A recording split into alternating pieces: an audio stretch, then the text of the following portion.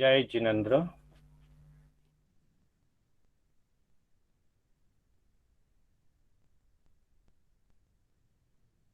श्री कर्नाटक जैन स्वाध्याय संघ के तत्वावधान में आयोजित धार्मिक कक्षा में मैं आप सभी का हार्दिक स्वागत एवं अभिनंदन करता हूं। आज की कक्षा वरिष्ठ स्वाध्यायी श्री मिष्ठालाल जी पटवा के द्वारा ली जाएगी और विषय है संसार परिभ्रमण एवं संसार से मुक्ति। अब आज की कक्षा हम प्रारंभ करने जा रहे हैं। श्री मिठालाल जी पटवा।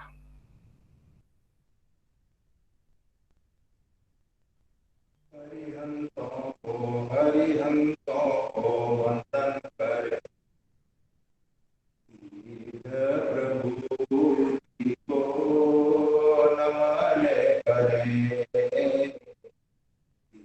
प्रभु को नमन करें। आचार्य जी और उपाध्याय जी को महाव्रतधारी सर्व साधु को वंदन करें। पंच परमेश्वरी को नमन करें। पंच परमेश्वरी को नमन करें। ये प्रभु की वाणी है, गणधरों ने गूंजी है। ये प्रभु की वाणी है, गणधरों ने गूंजी है। सुनते रहो, सुनाते रहो, कर्म करते हैं। सुनते रहो, सुनाते रहो, कर्म करते हैं। भव जल से फिरने की मोक्ष है। ये प्रभु की वाणी है, गणधरों ने गूंजी। सांस में के चरणों में वंदन, उन्हीं की आज्ञा में चलने वाले संस्कार के चरणों में वंदन। श्री कर्नाटक जैन स्वाध्याय संघ की तरफ से मैं मीरालाल पटवा आपको सादर जय जिनेन्द्र। गत दो क्लास से संसार परिभ्रमण के ऊपर हमारी चर्चा चल रही है। हमने नरक गति एवं तेज गति के बारे में थोड़ी चर्चा की थी। नरक गति में जाने के भी चार कारण हैं, त्रिंच गति में जाने के भी चार कारण हैं और मनुष्य गति में जाने के भी चार कारण बताए गए। मनुष्य गति जो चिंतन करे, मनन करे और चिंतन मनन के अनुसार उस कार्य को क्रियान्वित करे, वो मनुष्य है। मनुष्य के पास में औदारिक शरीर रहता है और मनुष्य के 303 भेद है। 15 कर्म भूमि, 30 अकर्म भूमि और 56 अंतर्दीप। सन्नी के पर्याप्ता और अपर्याप्ता 202 और असली मनुष्य के 101 समुचित मनुष्य। 303 भेद में से 101 असली को अपर्याप्त अवस्था में काम कर जाते हैं और सन्नी के 101 भी अपर्याप्त अवस्था में काम कर जाते हैं। बाकी बचे 101 जो सन्नी के पर्याप्ता है, वो मनुष्य जिस प्रकार की अपनी आयु लेकर आते हैं उस आयु के अनुसार मनुष्य गति में आने के बाद में अपने कर्मों की निर्जरा करने के लिए तत्पर रहते हैं।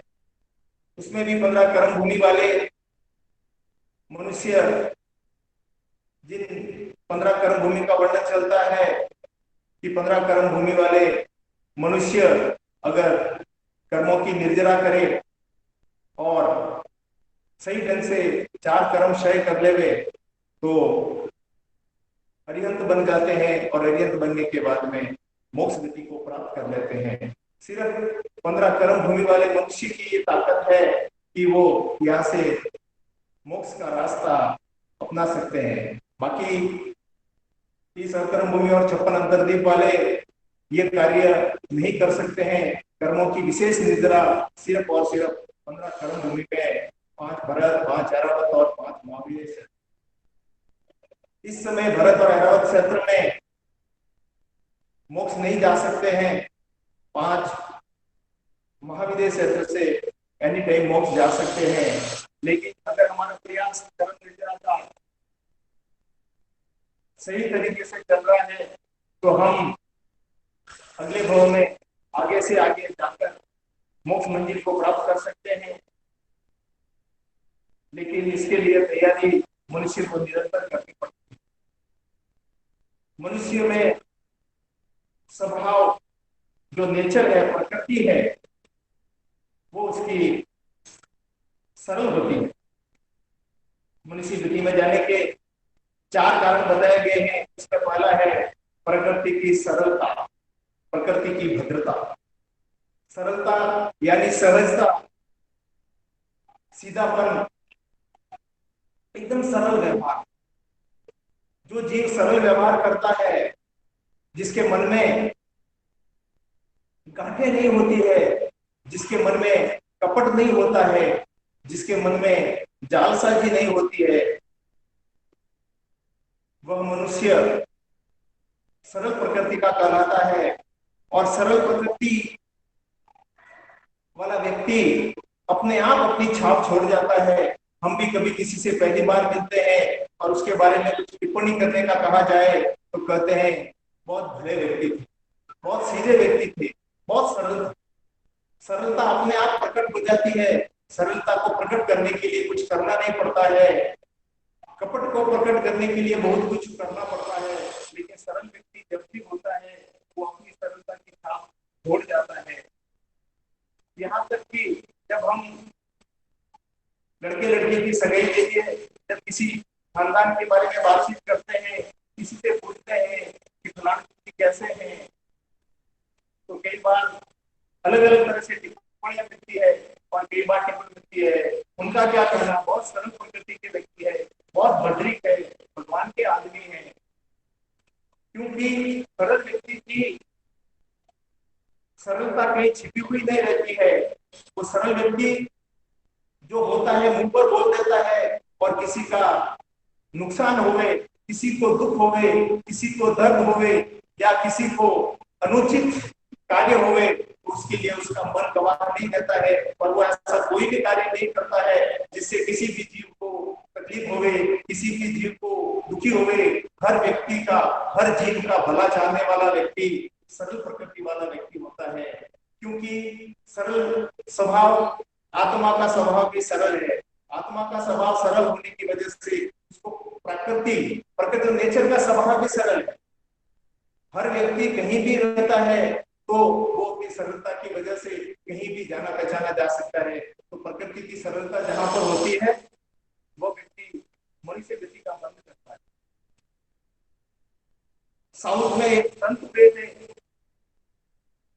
एक बार वो संत साड़ी बेचा करते थे और साड़ी बेचने के लिए गए तो कुछ मन चले युवक थे। उन्होंने कहा सताते हैं, तंग करते हैं।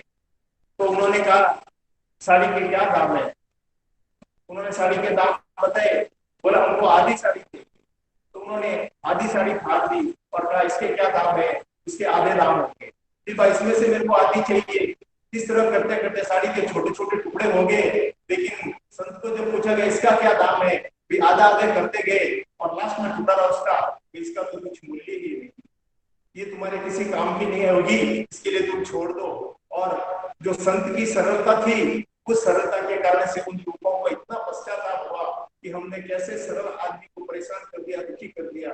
सरल व्यक्ति अपना नुकसान तो कबूल कर सकता है लेकिन दूसरों का नुकसान नहीं होने देता है। एक संत की बात है, एक संत तालाब के किनारे बैठे थे और अचानक तालाब के थोड़े से अंदर गए, एक बिच्छू डूब रहा था। उस बिच्छू को बचाने के लिए उन्होंने हाथ आगे किया और बिच्छू को बाहर निकाल दिया। और जैसे ही बिच्छू को बाहर निकाला, बिच्छू ने उनको डस लिया। थोड़ी देर के बाद में वो बिच्छू वापिस पानी के अंदर गया और वापिस संत अंदर गए और उस बिच्छू को बचा कर ले गए। 3-4 बार ऐसा हुआ तो पास में एक व्यक्ति खड़े थे। उन्होंने कहा, बाबा जी आप बिच्छू को बचा रहे हैं और बिच्छू आपको डंक मार रहा है, एक बार नहीं, 2 बार नहीं, 3 बार नहीं, 4 बार, क्या बात है? उन्होंने कहा, भैया मेरा स्वभाव है बचाने का और बिच्छू का स्वभाव है डंक मारने का। अगर बिच्छू डंक मारने का स्वभाव नहीं छोड़ता है तो मैं मेरा बचाने का स्वभाव क्यों छूट? तो स्वाभाविक प्रकृति से इसका जो स्वभाव होता है वो स्वभाव कहीं भी छुपा हुआ नहीं रहता। दूसरा है प्रकृति की विनितता। स्वभाव से विनीत होना, विनम्र होना, नम्र होना, विनयवान होना। विनयवान के बारे में जो व्यक्ति घमंड को छोड़ देता है, जिसके मन में घमंड होता है वो विनयवान नहीं हो सकता, और जिसकी घमंड छूट गई वो विनयवान हो सकता है। क्यों? विनयवान मतलब झुकना, और झुकना वही जानता है जिसके अंदर घमंड नहीं होती। जिसके पास घमंड है, अहम है, अहंकार है, अभिमान है, ईगो है, वो व्यक्ति झुक नहीं सकता, और जो झुक नहीं सकता है वो विनयवान नहीं हो सकता है। उत्तराधर्म सूत्र के पहले ही अध्याय में प्रभु ने यही फरमाया है कि विनय धर्म का मूल है। विनय जिसके पास है उसके पास बाकी के सभी गुण अपने आप आ जाते हैं, बस एक विनय का गुण चाहिए। तो विनय के गुण के लिए भी अंदर के अहम को छोड़ना पड़ता है, अहंकार को कम करना पड़ता है। बिना अहंकार के कम किए विनय की प्राप्ति नहीं होती। विनय, सबसे पहला विनय माता पिता का होता है जिनका उपकार हमारे ऊपर है, और माता पिता का विनय जो जो करते हैं वो माता पिता के प्रिय होते हैं, और अपने कर्मों का भी शुभ का बंद करते हैं। क्योंकि माता पिता की सेवा, पुराने जमाने में कहते थे कि माता पिता के हमारे ऊपर इतने उपकार है कि उनके हमारे चमड़े की जूती बनाकर भी उनके पैरों में पहना दी जावे तो भी उनके उपकार से हम ऋणी नहीं हो सकते। माता पिता को उपकार से ऋण करना रहे तो एक ही तरीका है, जब वृद्धावस्था आती है, जब बुढ़ापा आता है, उस समय हम उनको धर्म ध्यान में लगाते रहे और ऐसा अवसर बनाए, ऐसा अनुकूल माहौल बनाए कि वो धर्म आराधना कर सके। ये यहाँ पर हम उनके थोड़े से ऋण को चुका सकते हैं। तो माता पिता का विनय करना, और जो माता पिता का विनय करता है वो अपने शुभ कर्मों का बंद। दूसरा विनय गुरुजनों का, जिसमें हमको एक संत का भी ज्ञान सिखाया है, वो चाहे सांसारिक गुरु हो, आध्यात्मिक गुरु हो, किसी भी तरह के गुरु हो, गुरुओं का विनय करना, उनका आदर करना, उनका सम्मान करना, उनको उनका सत्कार करना, उनको रेस्पेक्ट देना, ये सब विनयवान की काम है। क्योंकि जो विनयवान होगा वही बड़ों को आदर दे सकता है, गुरुजनों का सम्मान कर सकता है, आचार्य साधु वगैरह का दिल से सम्मान करना, उनकी सेवा करना और उनके प्रति शुभ भावना लाना, और साधु संतों के संयम पालने में सहायक बनना, ये सब विनय के गुण है। और जिसमें विनय होता है वो जीव मनुष्य गति का बंध करता है। विनय माता पिता वगैरह का विनय जो करते हैं, गुरुजनों का विनय करते हैं, हरिहर तीर्थंकर भगवान का विनय भक्ति करते हैं। तीर्थंकर नाम गोत्र के 20 बोल में विनय की प्रमुखता बताई गई है। और जो विनयवान होता है दो तरह से, एक तो काया से विनय करता है, एक मन से विनय करता है, और वचन से विनय करता है। काया से विनय करना, लेकिन मन से उनकी बात को मानना भी बहुत बड़ा विनय है। माता पिता की बात को मानना, गुरुजनों की बात को मानना और तीर्थंकरों की वाणी को मानना, काया से भी हमने किया और अगर मन से कर लिया, क्योंकि हमारे ध्यान शास्त्रों में मन का बहुत ही, भावों का बहुत ही महत्व है। और व्यक्ति कभी कभी काया से, सेवा से या विनय से नहीं कर पाता, मन से भी विनय करता है तो भी वो कर्मों का बंद करता है। तीसरा है अनुकंपा। अनुकंपा मतलब करुणा, दया, दुखियों के प्रति अनुकंपा मन में आ जाती है। किसी भी जीव का दुख हो वो जीव देख नहीं सकता है, क्योंकि उसके मन में दया, अनुकंपा, करुणा, प्रेम, प्यार छिपा हुआ है। किसी का भी थोड़ा भी दुख होता है उसको ऐसा लगता है ये दुख उसका नहीं, ये दुख मेरा है। इतनी जब अंदर अनुकंपा होती है तो उस अनुकंपा के कारण से वो जीव हर एक जीव की सहायता करता है। अगर किसी का दुख देखा नहीं जाता है इसका मतलब उसके अंदर कितनी अनुकंपा और करुणा है। और वो अनुकंपा और करुणा एकेंद्रिय, द्विन्द्रिय, तेन्द्रिय, चौरेन्द्रिय, पंचेंद्रिय जीवों तक हर जीव के प्रति उसके मन में रहती है। जब हम छोटी सी चींटी होती है उसके भोजन के लिए भी हम कीड़ी नगरा जैसी व्यवस्था करते हैं। पंचेंद्रिय जीवों, गाय, कुत्ता, बैल, भैंस, सबके लिए हम कुछ न कुछ खाने पीने की व्यवस्था करते हैं। पशु पक्षी के लिए खाने पीने की व्यवस्था करते हैं और उनके उपचार के लिए जब भी वो बीमार होते हैं उनका इलाज कराने के लिए भी हम हॉस्पिटल वगैरह पशु चिकित्साएं खोलते हैं। तो ये सब व्यक्ति के मन में जो अनुकंपा होती है, दया होती है, करुणा होती है, तब ये काम कर पाता है। राजा मेघरथ का वर्णन हमने सुना हुआ है कि राजा मेघरथ ने एक कबूतर को बचाने के लिए अपने शरीर का मांस काट काट कर दे दिया था। और जब उस मांस से भी, क्योंकि देव की माया थी, तो उस मांस से भी अगर वो पलड़ा ऊपर नहीं उठा तो पूरे के पूरे वो पलड़े में तराजू में बैठ गए कि मेरा पूरा का पूरा मांस देखो। लेकिन ये कबूतर पंचेंद्रिय जीव की हत्या नहीं होने देगा, उसके बराबर मांस देने के लिए तैयार नहीं। पंचेंद्रिय और त्रियंच जीव, तेंद्रिय जीव के लिए हमारे में धर्म रुचि अंगार की कहानी घटना चलती है। तो उन्होंने कीड़ियों की, चींटियों की दया पालने के लिए अपने आप को, जितना कड़वा विष वाला भोजन था उसमें चींटियां आ गई थी, उस चींटियों को परखने के लिए जगह नहीं मिली। गुरु ने कहा था निर्दोष जगह देखकर परखना, लेकिन एक बूंद डाली और न जाने कितनी चींटियां आ गई और चींटियां जहर के कारण से मरने लगी। तो बहुत पश्चाताप हुआ और उन्होंने सोचा यहाँ पर कोई भी निर्वैध स्थान नहीं है। इसके लिए उन्होंने अपने पेट को ही वो स्थान बना लिया और वो कड़वे तुम्बे का सब्जी वो खा ली, तो उससे इतनी चींटियों का बचाव कर लिया। लेकिन ये सब चीजें किससे होती है? अंदर करुणा, अनुकंपा, दया, प्रेम, मोहब्बत होना चाहिए। अगर किस करुणा अनुकंपा नहीं है तो हम छोटे से छोटे जीव को भी या बड़े से बड़े जीव को बचा नहीं सकते, उनकी शुश्रूषा नहीं कर सकते। कई बार देखते हैं हम जाते जाते रास्ते में कई तरह के जीव, पंचेंद्रिय जीव तड़पते हुए मिलते हैं और कई एक्सीडेंट में मरते हुए देखते हैं। लेकिन हम उन जीवों की करुणा अगर पालेंगे, उन जीवों की दया पालेंगे, इतनी गौशाले वगैरह हैं, तो सबके लिए हम कुछ न कुछ जो जीव करता है वो अपने सुख पुण्यों का बंद करता है और पुराने कर्मों की निर्जरा भी करता है और मनुष्य गति का बंद करता है। चौथा है ईर्ष्या। ईर्ष्या मतलब जलन, जलसी। जिसके मन में ईर्ष्या नहीं होती है वह जीव मनुष्य गति का बंद करता है। दूसरों से जलन कौन करता है? दूसरों से ईर्ष्या कौन करता है? जो जीव संतुष्ट नहीं होता है, जो जीव अपने आप को कमजोर समझता है, दूसरों की बढ़ती हुई प्रोग्रेस को सहन नहीं कर पाता है। पड़ोसी का बंगला बड़ा है, मेरा बंगला छोटा है।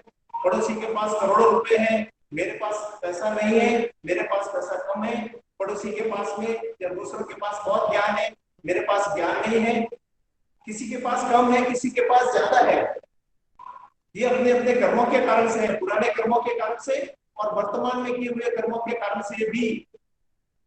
जब कर्मों का उदय होता है तब वो चीज, पुण्य की चीज प्राप्त हो जाती है। ज्ञानाग्नि के सेवन सुख से ज्ञान प्राप्त हो जाता है। लेकिन जब तक हम जलन के भाव रखेंगे, अगर कोई आगे बढ़ रहा है तो हमारे मन में होना चाहिए नहीं, उसके कर्मों का सेवन से वो आगे बढ़ रहा है, खुशी की बात बात है, मैं उसकी आगे बढ़ने में सपोर्ट करूंगा। अगर आगे बढ़ने में सपोर्ट करेंगे तो हम वहां पे हमारे कर्मों का बंद अच्छा करेंगे, और हम जलन करेंगे, जलसी करेंगे तो हमारे अशुभ कर्मों का बंद होगा। तो जो व्यक्ति जलन नहीं रखता है और किसी को पद मिल गया, जो पद उसे मिलना चाहिए था दूसरे को मिल गया, उसके प्रति भी जलन होती है। किसी की यश कीर्ति ज्यादा फैल रही है तो भी जलन होती है। लेकिन प्रभु फरमाते हैं ये जलन हमारे अंदर की कमजोरी को उजागर करती है। क्यों कमजोर व्यक्ति ही जलन करता है? जो कमजोर नहीं है, जो व्यक्ति अपने आप को आगे बढ़ाता रहता है, वो अंदर की कमजोरी की वजह से नहीं, अंदर में ताकत की वजह से आगे बढ़ता है। और जिसको आगे बढ़ने की चाह होती है वो दूसरों को नीचा दिखाने का प्रयास नहीं करता है। जो दूसरों को नीचा दिखाने का प्रयास करता है उसके अंदर जलन होती है कि मेरे से आगे न बढ़ जाए, मेरे से आगे बढ़ा उसकी मुझे चिंता नहीं है, मैं उससे आगे कैसे बढ़ूं बिना उसका नुकसान दिए। ये भाव जब होते हैं तो अंदर जलन नहीं होती है, ईर्ष्या नहीं होती है। बिना ईर्ष्या के जो भी कार्य करते हैं और जैसे भाव बनते हैं, जैसे स्वभाव बनता है, ईर्ष्या का स्वभाव नहीं है, तो वह जीव भी मनुष्य गति का बंद करता है। तो मनुष्य गति के 4 कारण हुए। इन 4 कारणों से जीव मनुष्य गति में जाता है। मनुष्य गति में जाने के बाद में क्या करता है वो अलग विषय हो गया। लेकिन जो मनुष्य हम बने हैं वो मनुष्य पहले हमने ऐसे अच्छे कार्य किए थे, हमें ये चारों गुण थे, हमें ये गुण होने की वजह से ही हमारा मनुष्य गति का बंद हुआ है। अगर हमें ऐसे गुण थे तो हम अपने आप में चिंतन करें इन गुणों में से कौन से गुण अभी हमारे में मौजूद है और कौन से गुणों में विकास कर सकते हैं, और विकास करते करते आगे मनुष्य गति। अभी हमको मनुष्य गति आगे कैसी चाहिए? अभी हमको मनुष्य गति आगे सिर्फ मोक्ष जाने के लिए चाहिए, संसार में भ्रमण करने के लिए मनुष्य गति नहीं चाहिए। संसार में भ्रमण तो अनंत काल से हमारा हो रहा है। मनुष्य गति में जाने के 4 कारण के बाद अब यह देवगति। देवगति, देव यानी दिव्यता, विशेष पुण्य भोगने का स्थान। जो व्यक्ति विशेष पुण्य पालता है, पुण्य का घड़ा बहुत भर जाता है, तो व्यक्ति को देवगति की प्राप्ति होती है। क्योंकि देवगति में अच्छा शरीर है, अच्छी आयु है, अच्छा रूप है, भोग वैभव के सभी साधन वहां पर है, सुंदरता है और सुख उद्गल सब तरह से वहां पे देवता जो होता है, देवता का जो रूप होता है, जो उनका धन होता है, वैभव होता है, वो हम मनुष्य गति में तो कुछ भी नहीं है। इतना होते हैं या क्यों होता है? जब देवगति की बात चलती है तो 4 प्रकार के देव हैं। भवनपति, बाणवेंद्र, ज्योतिष और वैमानिक, ये निन्यानवे जाति के देवता। इनके पर्याप्त अपर्याप्त 158 के जो भेद है उनके, उस भेद में हर देव को भी वहां पर अलग अलग कैटेगरी मिली हुई है। जिस प्रकार से यहाँ का पुण्य बंद होता है उसी प्रकार से वहां पे अलग अलग देवों की आयु बंद होती है। हमारे मनुष्य में भी एक व्यक्ति पुण्य कमजोर है, मनुष्य गति तो मिल गई, लेकिन मनुष्य गति में भी हर चीज मिलना जरूरी नहीं है। वैसे के वैसे देव गति में भी भवनपति से लगाकर वैमानिक तक के जितने भी देव है सबके अपने अपने पुण्य के हिसाब से उनकी गति बनती है। देवता और नारकी का व्यक्ति शरीर होता है और मनुष्य और त्रिज का औतरिक शरीर होता है। वहां पर जन्म लेने के लिए भी एक सैया होती है और उस सैया में अंतर्मुहूर्त में वो व्यक्ति वहां पर जवान जैसा हो जाता है। बचपन वहां पर नहीं है, सिर्फ जवानी है और भोग विलास के इतने साधन है कि एक बार वहां पे अगर वो जीव चला गया, क्योंकि देवता की कम से कम आयु 10,000 वर्ष की होती है और ज्यादा से ज्यादा 35 सालों की उनकी आयु होती है, तो वहां तक वो सुख को भोगते हैं, साधनों का उपयोग होता है, लेकिन वह सुख भी अनंत सुख नहीं। जो मोक्ष का सुख है उस सुख के मुकाबले कुछ नहीं है। लेकिन हमको लगता है कि हम सुख भोगने के लिए देवलोक में जाते हैं। क्यों? देवता भी 2 प्रकार के होते हैं, संसारी देव और आध्यात्मिक देव। अभी हमारी बात चल रही है संसारी देवों की। कहीं ऐसा तो नहीं है कि हम इन संसारी देवों को ही आध्यात्मिक देव मान रहे हैं। क्यों? आध्यात्मिक देव हमको मोक्ष दिलाने वाले देव अरिहंत और सिद्ध हैं, और बाकी ये देवगति के जितने भी देव हैं सब सांसारिक देव है। सांसारिक देव में और हमारे में अंतर सिर्फ गति की अपेक्षा से है, वरना वो भी संसार में भ्रमण करते हैं और हम भी संसार में भ्रमण करते हैं। तो हम देव देव में अंतर है। देव हमारे अरिहंत और सिद्ध हैं जो हमको मोक्ष की तरफ ले जाने वाले हैं, और बाकी जितने भी देव हैं, ये देव हमको संसार में परिभ्रमण के लिए सहायता कर सकते हैं, लेकिन मोक्ष गति जाने के लिए हमारी सहायता नहीं कर सकते। वहां पर भी परिग्रह संज्ञा बहुत है। जैसे हमारे यहाँ पर धन इकट्ठा करने की मन में लालसा लाती है, ऐसे भी देवगति में भी धन इकट्ठा करना, वहां पर भी उनके पास बहुत धन है, लेकिन हम भी कई बार देव बन चुके हैं। हमने देवगति के सारे सुख वैभव को भोगा है, लेकिन जब उनकी भी आयु पूर्ण हो जाती है तो उनको भी वापिस मनुष्य गति में आना पड़ता है। क्यों देव वापिस देव नहीं बनता है और नारकी वापिस नारकी नहीं बनता है, उसको भी मनुष्य गति में आना ही पड़ता है। जब तक आयु है तब तक वो देवगति के देव के जो सुख है उनको भोगता रहता है। तो देवगति में जाने के भी 4 कारण हैं। सबसे पहला सराग संयम। संयम हमारे यहाँ पर संयम को दीक्षा कहते हैं। वैराग्य अवस्था आ जाती है तो व्यक्ति संसार की मोह माया को छोड़कर दीक्षा ग्रहण करता है, और दीक्षा ग्रहण करता है, साधु या साध्वी बनते हैं तो उनमें वैराग्य भाव कूट कूट कर भरा होता है। क्यों बिना वैराग्य दीक्षा ले नहीं सकते हैं। वैराग्य आ गया है लेकिन वहां पर वीतराग बड़ा नहीं आया। वैराग्य आने से घर संसार छोड़ दिया है, लेकिन अभी तक वहां पर वीतराग भाव नहीं आए हैं। वीतराग भाव और वैराग्य के बीच में संजलन कषाय अभी तक बाकी है। अनंतानुबंधी पहले छूट गई, अप्रत्याख्यान छूट गई, प्रत्याख्यान छूट गई, लेकिन संजलन कषाय जो है वो संजलन कषाय अभी तक है। और वो संजलन कषाय 6ठे गुण स्थान से लगाकर 10वें गुण स्थान तक रहती है, और 10वें गुण स्थान में अंतिम समय में भी संजलन लोभ रहता है, और वो संजलन लोभ भी जब छूट जाता है तब जीव को वीतराग दशा प्राप्त होती है। लेकिन 6ठे से 10वें गुण स्थान में जब तक रहते हैं जो भी साधु साध्वी है वो वैराग्य भाव में है, लेकिन वीतराग भाव में नहीं है। जो भी साधु साध्वी दीक्षा लेते हैं,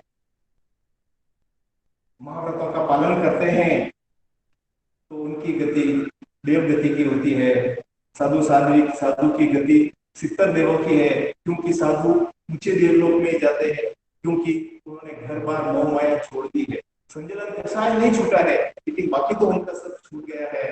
तो उनकी गति 70 मतलब 35 देवों वैमानिक देवों के 35 के अपर्याप्त और पर्याप्त 70 की गति है। सराग संयम मतलब अभी तक राग पूरा छूटा नहीं। तो साधु साहब ने दीक्षा लेते हैं, इसका मतलब ये नहीं उनका राग छूट गया, संसार से मोह भंग हो गया, लेकिन संजलन कषाय की स्थिति अभी तक उनकी बाकी है। इसलिए सराग संयम की गति 70 देवों। दूसरा है संयम। संयम और असंयम। जहाँ संयम भी है और असंयम भी है, तो ये अवस्था हमारी श्रावकों की है। 5वें गुण स्थान में श्रावक अप्रत्याख्यानावर्णीय के छूटने के बाद में प्रत्याख्यान ग्रहण करता है, लेकिन वो भी सर्व विरति नहीं है, देश विरति है। क्योंकि श्रावक घर गृहस्थी वाला है और श्रावक धर्म आराधना भी करता है, त्याग प्रत्याख्यान भी करता है, लेकिन अभी तक संसार से मोह नहीं छूटा है। इसके लिए वो श्रावक अभी तक संसार में रहकर धर्म आराधना करता है। क्यों कभी जब व्रत पचकान में रहता है, सामायिक पोषण आदि क्रिया करता है, उस समय व्रत में रहता है, जब खुला रहता है तो उसके सब प्रकार के पापों की क्रिया चलती रहती है। क्योंकि गृहस्थी है, गृहस्थ चलाने के लिए उसको व्यापार भी करना पड़ता है, और व्यापार करने के लिए हमने 15 कर्मादान में देखा है कि श्रावक को कौन से व्यापार नहीं करने चाहिए, ये भगवान ने स्पष्ट किया है। तो श्रावक न्याय नीति से व्यापार करे। मार्गानुसारी के 35 बोलों में आता है कि श्रावक न्याय और नीति के साथ में व्यापार करना हम मना नहीं किया है, लेकिन नीति से व्यापार होना चाहिए। नीति से अगर व्यापार करता है तो वो व्यक्ति, वो जीव कभी भी अपने आप को शुभ कर्मों का बंध कराता है। एक व्रत से लगाकर 12 व्रत जो हमारे श्रावक के हैं, हम प्रतिक्रमण में कहते हैं एक व्रतधारी जाओ 12 व्रतधारी। जो भी व्रत ग्रहण करता है वो श्रावक, और ऊंचा व्रत ग्रहण करता है 12 श्रावक व्रत के बाद में भी, तो प्रतिमाधारी श्रावक भी हो सकता है और 11 प्रतिमा भी धारण कर सकता है। संसार में रहकर भी प्रभु ने ऐसा रास्ता हमको बताया है जिसके द्वारा हम कर्मों की निर्जरा कर सकते हैं। और जिस प्रकार साधु की गति 70 की बताई है, उसी तरह श्रावक की गति भी 42 देवलोक की बताई। क्योंकि भगवान के तीर्थ में साधु साध्वी श्रावक श्रावी का चारों ही तीर्थ है। फर्क इतना है, यह अंगार है और ये आकार धर्म में है। लेकिन देवताओं को ऊंचे देवलोक का बंद होता है, तो श्रावक का भी 21 देवलोक का पर्याप्त और 12 देवलोक तक श्रावक जा सकता है। लेकिन कब जाएगा? जब वो व्रतधारी श्रावक होगा। व्रत ग्रहण करना बहुत जरूरी है। और जब हम तो यही सबसे निवेदन करते हैं कि जो भी श्रावक श्राविकाएं अभी तक जिन्होंने 12 व्रत ग्रहण नहीं किए हैं, वो 12 व्रत में से जितने भी व्रत ग्रहण करना चाहे, जितनी भी मर्यादा में आ सके, इससे हमको जो सुनते हैं गुरु भगवंतों से सुनना, समझना, जानना, लेकिन जब तक आचरण में नहीं आता है तब तक उसको काम हमारे लिए पक्का नहीं हो जाता है। तो निवेदन है श्रावक श्राविकाओं से, इन्होंने भी 12 व्रत जैसे व्रत नहीं ग्रहण किए हैं, तो जितने चाहे व्रत ग्रहण कर ले। और व्रत ग्रहण करके 14 नियम जो हमारे बताए गए हैं, उन 14 नियम के द्वारा भी हम व्रतों को ग्रहण कर सकते हैं।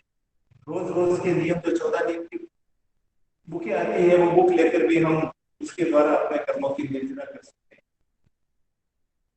तीसरा कारण है अकाम निर्जरा। निर्जरा 2 प्रकार की है, अकाम निर्जरा और सकाम निर्जरा। अकाम निर्जरा मजबूरी से की जाने वाली निर्जरा है। वो निर्जरा अपने आप हो जाती है मजबूरी से, वो चॉइस से नहीं, विदाउट चॉइस से होती है। क्योंकि उसमें त्याग की भावना नहीं होती है, उसमें इच्छा नहीं होती है। एकेंद्रिय से लगाकर पंचेंद्रिय तक सभी चीज अकाम निर्जरा करते हैं।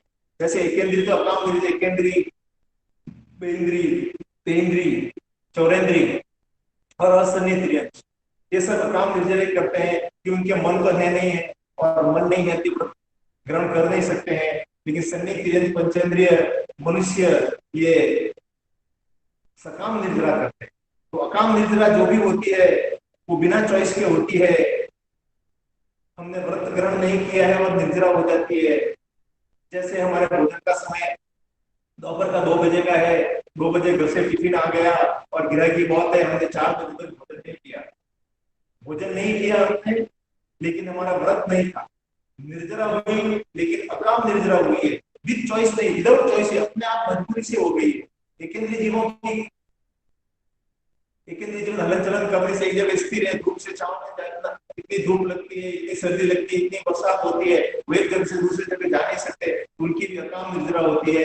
बेंद्रीय तेंद्रीय चौरेंद्रीय की भी अकाम निर्जरा होती है, और पंचेंद्रीय जीव की अकाम भी होती है और सकाम निर्जरा भी होती है। तो अकाम निर्जरा वाला जीव भी देवगति में जाता है, उसका भी बंधन देवगति का हो सकता है। चौथा है बाल तप। बाल तप जिसे अज्ञान तप भी कहा जाता है, जिसको आत्मा के प्रति, आत्मा को मोक्ष ले जाने के प्रति कोई भी भाव नहीं होते हैं। दुनिया भर की त्याग तपस्या करते हैं, लेकिन उन तपस्या के द्वारा उनको मोक्ष की चाह नहीं होती है।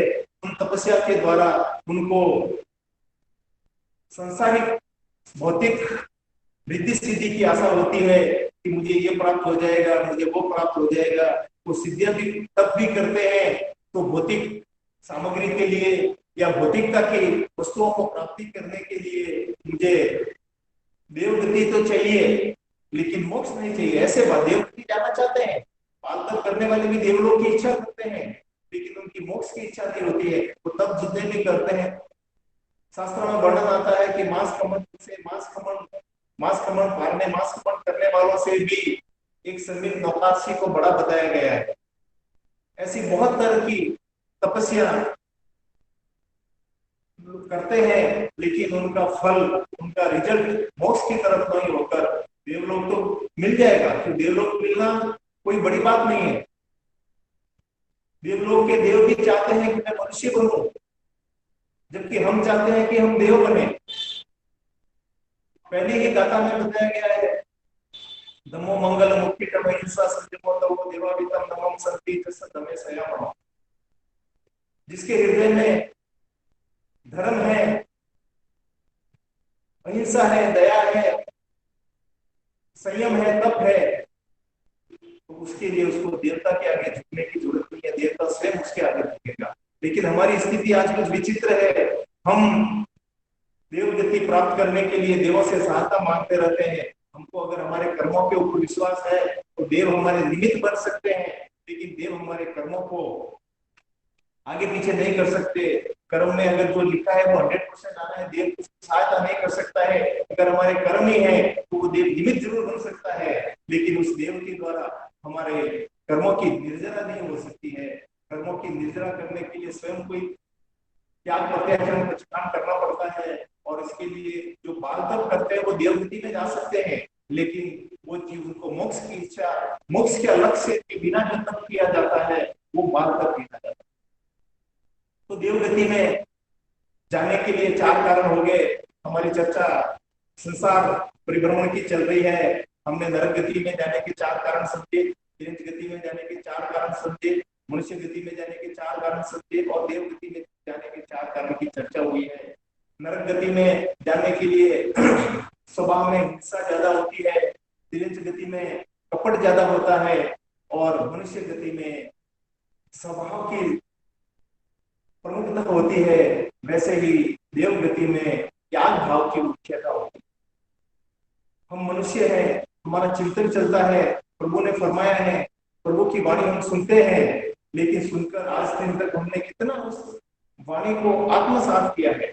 क्यों? सुनना हम अनंत काल से सुनते आ रहे हैं, सुनते सुनते हमारे कान भी पक गए हैं।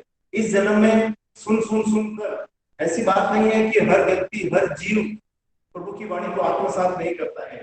प्रभु की वाणी को आत्मसात करने वाले जीव जल्दी से जल्दी मोक्ष की तरफ बढ़ गए और मोक्ष भी पधार चुके हैं। लेकिन हमने भी प्रभु की वाणी को आज भी सुना है और पहले भी सुन रहे हैं। अनंत काल से हम संसार में घूम रहे हैं। घूमते घूमते ये हमारा एक बड़ा स्टेशन मनुष्य गति का आ गया है। अगर मनुष्य गति के इस स्टेशन में हमने कुछ ऐसे त्याग प्रत्याख्यान कर लिए, और हमारी जो हमारे 3 मनोरथ है, उन मनोरथ का चिंतन हम निरंतर करते हैं, और मनोरथ चिंतन करते करते अगर हमारे वैराग्य के भाव आ गए और हमको दीक्षा लेने में कदम आगे बढ़ गए और हमने दीक्षा भी ले ली, तो हम इस जन्म को भी सफल कर सकते हैं।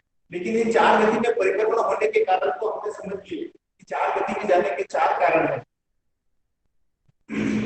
शांतिनाथ जी भगवान की स्तुति करते हुए आचार्य जयमल जी फरमाते हैं, जीव राय ने रंगित थयो बड़ी नरक निकोद महोरे नयो प्रणवड़ियो जिम कहती तरो श्री शांति जी ने स्वर्ग शांति करो 4 गति नारे दुख गया जीव अनंती अनंती बार लया पची रयो जिम तेज बड़ो श्री शांति जी ने स्वर्ग शांति करो।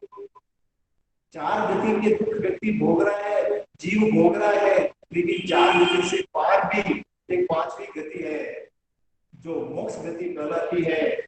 और मोक्ष का वर्णन, सिद्धशिला का वर्णन 45 लाख योजन की जो सिद्धशिला है, वहां पर अनंत सिद्ध भगवान मोक्ष पधार चुके हैं और अनंत मोक्ष में पधारेंगे। हमारा ये चिंतन है, क्या हम भी उस मोक्ष को प्राप्त कर सकते हैं? अवश्य कर सकते हैं, हम उस मोक्ष को प्राप्त कर सकते हैं। लेकिन हमको जहां कहीं भी जाना होता है तो वहां की तैयारी पहले करते हैं। अगर ऑस्ट्रेलिया का टूर बना है, यूरोप का टूर बना है हमारा 15 दिन का, तो जब हम प्रोग्राम बनाते हैं उसी समय से वहां की व्यवस्था के बारे में, वहां क्या क्या चाहिए उसकी तैयारी में लग जाते हैं। 15 दिन के अंदर हम उस टूर की पूरी तैयारी कर लेते हैं, क्या चाहिए, कैसे जाना है, क्या करना है, पूरा प्रोग्राम बना लेते हैं। जब हम 15 दिन के टूर गुरुकुल के लिए 15 दिन पहले तैयारी कर लेते हैं, तो क्या जिस मोक्ष को प्राप्त करने के लिए 4 गति के जीवों को कितने दिन पहले तैयारी करनी पड़ेगी। प्रभु फरमाते हैं जीव की तैयारी जब सम्यक दृष्टि प्राप्त हो जाती है तब वहां से शुरुआत हो जाती है। एक बार सम्यक दृष्टि प्राप्त हो गई तो जीव मोक्ष में निश्चित जाएगा, उसका रिजर्वेशन पक्का हो गया। हर भूतगल परावर्तन काल में वो जीव मोक्ष में चला जाएगा, लेकिन जाएगा जरूर। लेकिन सम्यक दृष्टि प्राप्त करने के लिए हमें मेहनत करनी पड़ती है या बिना मेहनत के मिल जाती है। हमारे भावों में शुद्धि आनी चाहिए, हमारे परिणाम बदलने चाहिए, हमारे अंदर हिंसा और कपट के भाव नहीं होने चाहिए, हमारे अंदर प्रकृति की सरलता के मनुष्य रीति के जो 4 कारण है वो कारण ऐसे होने चाहिए कि उनमें उत्कृष्टता है, इतना वैराग्य भाव आ जाए कि हम शिक्षा लेकर आगे से आगे प्रोग्रेस कर सके। लेकिन इसके लिए संसार परिभ्रमण के साथ में संसार से पीछा छुड़ाने के लिए, मोक्ष में जाने के लिए भी प्रभु ने 4 रास्ते बताए। मोक्ष जाने के 4 रास्ते सम्यक ज्ञान, सम्यक दर्शन, सम्यक चारित्र और सम्यक तप। सिद्ध गति प्राप्त करने के 4 उपाय जो प्रभु ने बताए हैं, इसकी शुरुआत सम्यक दृष्टि से होती है। और सम्यक जीव गुणस्थान स्वरूप में देखते हैं तो जीव मिथ्या दृष्टि है, अनंत काल से मिथ्या से पड़ा हुआ है। जब एक बार संकेत की प्राप्ति हो गई तो जीव चौथे गुणस्थान में आता है। चौथे गुणस्थान में आकर भी वो जीव सम्यक दृष्टि तो बन गया, लेकिन जानता बहुत है, लेकिन व्रत प्रत्याख्यान नहीं कर सकता है। तो वहां से आगे बढ़ता हुआ जीव 5वें गुणस्थान में आता है, व्रत प्रत्याख्यान करता है, वहां भी व्रत प्रत्याख्यान पूरे नहीं कर पाता है। फिर वहां से वो आगे बढ़ता हुआ 6ठे गुणस्थान में आता है और 6ठे गुणस्थान में वैराग्य प्राप्त होने के कारण से वो दीक्षा लेता है और दीक्षा लेते ही 6ठे गुणस्थान में आता है। और 6ठे गुणस्थान से फिर आगे 10वें गुणस्थान तक जो भी संजलन कषाय है उस संजलन कषाय खत्म करके जीव चारित्र में मजबूत होकर ज्ञान दर्शन होने के बाद में जब तक सम्यक चारित्र से व्यक्ति अगर पूरा नहीं होता है, तो जब तक सम्यक चारित्र प्राप्त नहीं करता है तब तक जीव 6ठे गुणस्थान से लगाकर 10वें गुणस्थान में अगर संजलन कषाय की समाप्ति हो गई, संजलन कषाय पूर्ण हो गया, तो जीव 10वें से सीधा 12वें गुणस्थान में जाकर 13वें गुणस्थान और 14वें गुणस्थान के मोक्ष प्राप्त कर सकता है। तो जिस प्रकार संसार में घूमने के कारण बताए गए हैं, वैसे ही संसार से मुक्त होने के, सिद्ध गति प्राप्त करने के, हमको देव गति के सुख चाहिए या मोक्ष का सुख चाहिए, ये हमारे अंदर का विषय है। किसी को सुख सबको चाहिए, कोई जीव दुखी होना नहीं चाहता है, सब जीव सुखी होना चाहते हैं, सबको सुख चाहिए। लेकिन सुख को प्राप्त करने के लिए कौन से साधन हैं जिनके द्वारा हम उस सिद्ध गति को प्राप्त कर सकते हैं? तो सम्यक ज्ञान, सम्यक दर्शन, सम्यक चरित्र और सम्यक तप के द्वारा हम इस संसार से मुक्त होकर सिद्ध गति को प्राप्त कर सकते हैं। मेरे द्वारा बोलने में किसी भी तरह का त्रुटि हुई हो या वीतराग वाणी के विरुद्ध कुछ भी बोलने में आया हो तो क्षमा याचना करता हूँ। सादर जय जय। जय जिनेंद्र। मीठालाल जी ने अपनी बात रखी। अभी किसी की भी कोई जिज्ञासा हो तो वे 5-7 मिनट में अपनी जिज्ञासा रख सकते हैं। आज के विषय के अनुरूप कोई जिज्ञासा आपकी हो तो आप अपनी जिज्ञासा रख सकते हैं। गुरुजी पहले बहुत साउंड बहुत इको था, बराबर ही नहीं। आपकी आवाज वो व्यवस्था की बात है, जिज्ञासा की बात करिए अभी। अगर आपकी तो आवाज बराबर आ रही है। वो कहीं कहीं डाटा का थोड़ा प्रॉब्लम रहता है, तो उसके कारण से थोड़ी आवाज में डिस्टरबेंस आता है। हम कोशिश करेंगे कि उसको और ठीक करें। और थोड़ा ठीक है, आपने जानकारी दी तो हम इसका ध्यान रखेंगे आगे। नमस्ते गुरुजी जी। अपन तप करते 28 मानो 16 21 करते तो उससे क्या फल होता है फिर? तपस्या करने से कर्मों की निर्जरा होती है। तब के जो 12 भेद बताए गए इसमें सबसे पहला ही अनशन है। तो अनशन करने से कर्मों की निर्जरा होती है। लेकिन तपस्या सिर्फ और सिर्फ कर्मों की निर्जरा का लक्ष्य करके ही करनी चाहिए। किसी भी सांसारिक भोग प्राप्ति के लिए तपस्या नहीं करनी। तो वो तपस्या चाहे उपवास करे, चाहे अध्ययन करे, चाहे मास कमन करे, तो सम्यक तप होगा तो कर्मों की निर्जरा होगी। नहीं, पर कोई कोई आडम्बन करके करते तो फिर उससे क्या लाभ होगा क्या? तपस्या के उसका फल मिलेगा, और जो आडम्बर किया है उसके अंदर जो हिंसा का कार्य है उसका भी बंद जरूर होगा। दोष तो लगेगा ना उससे? दोष तो लगेगा। जितना तप किया उतना फायदा होगा, और जितना दोष लगा उसका नुकसान होगा। दोनों साथ साथ चलते रहेंगे। लेकिन हमारी तपस्या होनी चाहिए कर्मों की निर्जरा का लक्ष्य करके ही। अगर तपस्या कर रही है, बहुत मुश्किल से तपस्या करते हैं, और उस तपस्या में भी अगर दोष लगावे या हमारी इच्छा में घमंड अहंकार आ जावे, तो उस तपस्या का फल जितना मिलना चाहिए उतना ना मिलता है। तपस्या का फल जरूर मिलता है, लेकिन तपस्या का फल में विघ्न बाधा आ जाती है। अभी मान लो एक छोटे छोटे तप करते हैं ना, कि मान लो लघु तप करते, मोक्ष दंड कर तप करते, ये छोटे छोटे तप से क्या फायदा होता क्या? तब चाहे छोटा हो चाहे बड़ा हो, भगवान के फरमाया है कि तब छोटा बड़ा नहीं होता है। तब किस भावना से किया जाता है, उस भावना से उस तब के ऊपर भगवान हम प्रतिक्रमण करते तब कहते हैं गंडीस्यम मुंडीस्यम द्वापास्य कौश। तो भगवान ने तो मुट्ठी बांधने तक के समय को भी तब बदलाया है। तो तब का 100% फायदा होता है, लेकिन तब को छोटा बड़ा नहीं समझ के हमको हमारी इच्छा हमारी शक्ति के अनुसार तब करना चाहिए, और उस तप में हमारी दूसरी कोई भी इच्छा नहीं होनी चाहिए। जितने समय के लिए तप करते हैं उतने समय के लिए समर में जुड़े। तो जितना जितना हम समर में जुड़ेंगे तो हमारे संसार से पाप की क्रिया कम होगी, और संसार से पाप की क्रिया कम होगी तो हमारा मन ऑटोमेटिक धर्म में लगा हुआ रहेगा। और जितना जितना समर सहित तप होगा उतना उतना फायदा ज्यादा से